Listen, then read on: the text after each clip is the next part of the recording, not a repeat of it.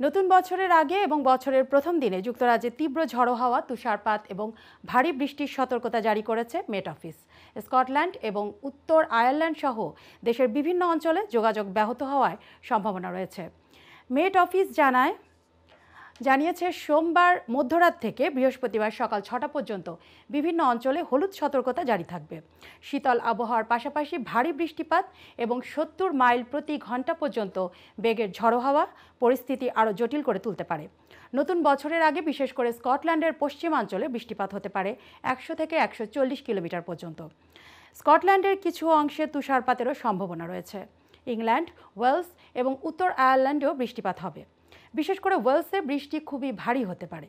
বুধবার রাত পর্যন্ত অব্যাহত থাকতে পারে আবহাওয়ার এই অস্বাভাবিক অবস্থা।